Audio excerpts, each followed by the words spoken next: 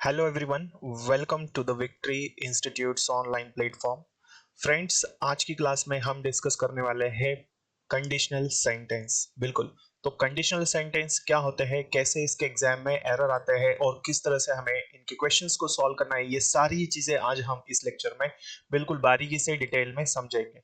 इसके पहले वाले लेक्चर में हमने पास्ट कंडीशनल सेंटेंस को पढ़ा था और आज की क्लास में उसी के आगे हम पढ़ने वाले हैं।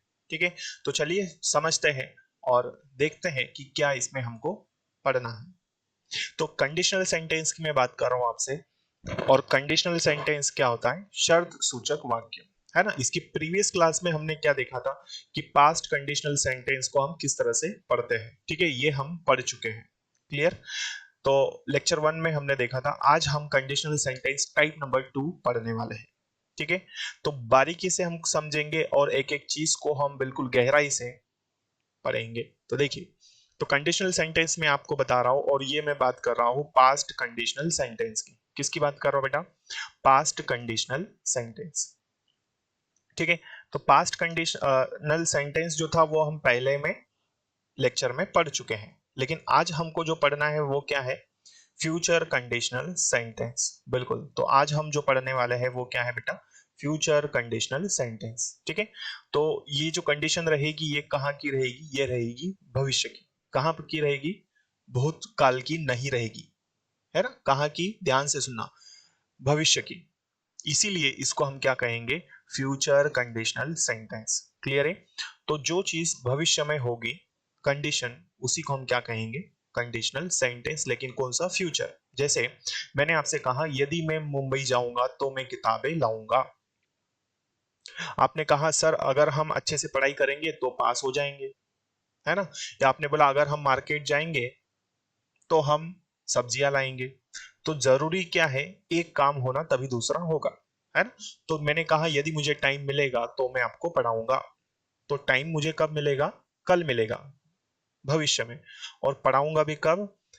कल ही पढ़ाऊंगा, मतलब फ्यूचर में पढ़ाऊंगा। तो कंडीशन बन रही कहाँ की? फ्यूचर की।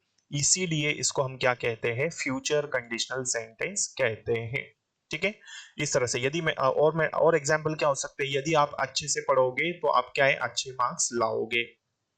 तो ये कंडीशन है फ्यूचर कंडीशनल सेंटेंस। यहां तक चीजें क्लियर है? तो मैं समझता हूं ये चीज आप समझ चुके होंगे। तो इस तरह के सेंटेंसेस हमें पढ़ने हैं। इसके लिए क्या सूत्र होता है वो हम देख रहे हैं। देखें, तो ये कंडीशनल सेंटेंस है हमारा, कौन सा? फ्यूचर कंडीशनल सेंटेंस इसको हम कहते हैं। तो बेटा इसका सूत्र क्या होगा? देखो, पहले हम टाइप नंबर 1 पढ़ेंगे, फिर टाइप नंबर 2 बता रहा हूं। ठीक है, तो ये कंडीशनल सेंटेंस है। शुरुआत में सबसे पहले आएगा इफ। क्या आना है? इफ। इफ के बाद जो पहला टेंस होगा वो होगा प्रेजेंट इंडेफिनिट टेंस। क्लियर है? तो प्रेजेंट इंडेफिनिट टेंस में आपको पढ़ा चुका हो। ठीक है, प्लेलिस्ट में आपको ये मिल जाएगा। ठीक है, फिर दूसरा सेंटेंस आएगा कौन सा? Future indefinite tense. तो इसका जो स्ट्रक्चर है वो क्या है? सबसे पहले इफ, उसके बाद पहला सेंटेंस कौन सा? Present indefinite. फिर दूसरा कौन सा? Future indefinite. क्लियर है यहां तक? गुड। तो ये आपको याद रखना है, इसका सीक्वेंस जो इस तरह से होगा। अब देखते हैं हम इसको बनाते हैं। तो देखो, टेंस हम बिल्कुल डिटेल में पढ़ चुके हैं। यदि आपको पढ़ना हो तो आप या देखना हो तो आप प्ले लिस्ट में इसे देख सकते हैं। ठीक है, तो प्लेलिस्ट में आपको सारे लेक्चर्स मिल जाएंगे टेंस के।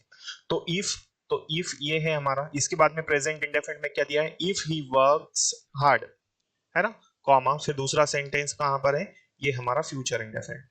He will pass the exam. यदि वो कठिन परिश्रम करेगा तो वो परीक्षा पास करेगा, है ना। इसका हिंदी जरूर निकल रहा है फ्यूचर में, फिर भी ये प्रेजेंट इंडेफिनिट में बन रहा है।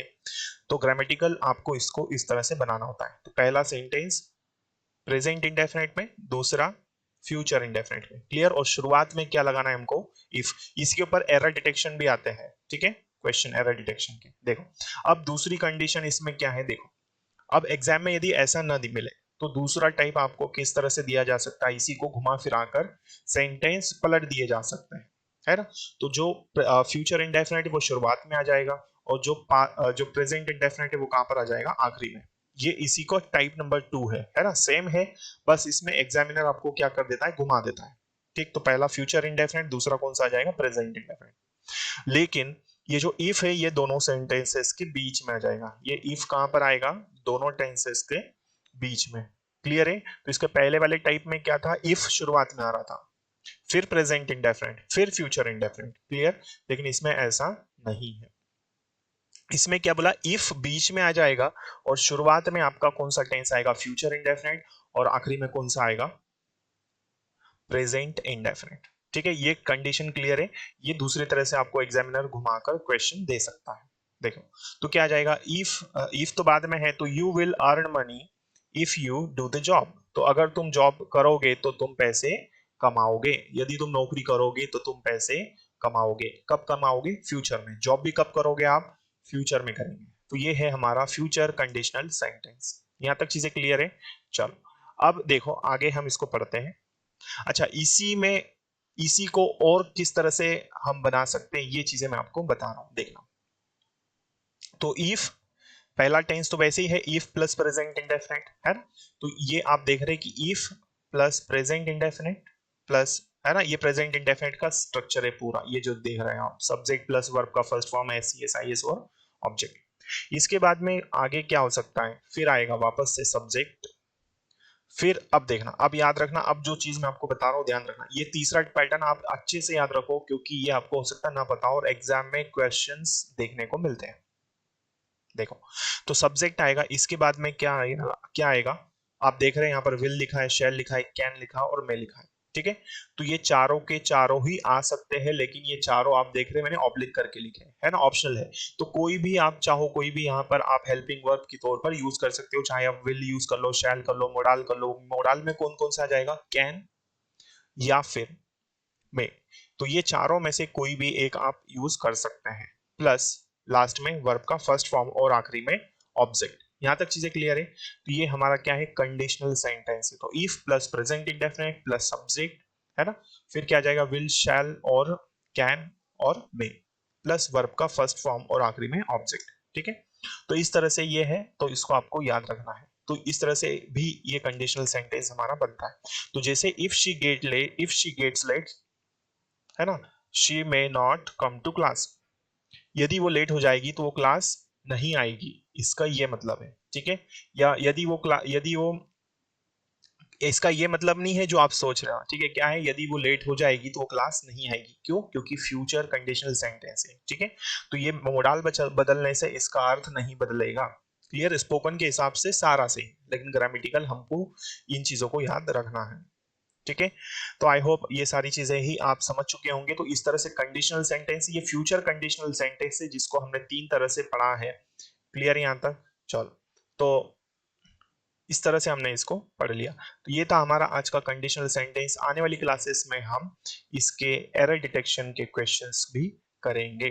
ठीक है, चलो तो हम इसको यही तक रखते हैं। ठीक है, बाकी चीजें जो है वो हम आने वाली क्लासेस में पढ़ेंगे। तब तक के लिए जय हिंद, जय भारत, भारत माता की जय। Thank you so much. जय हिंद।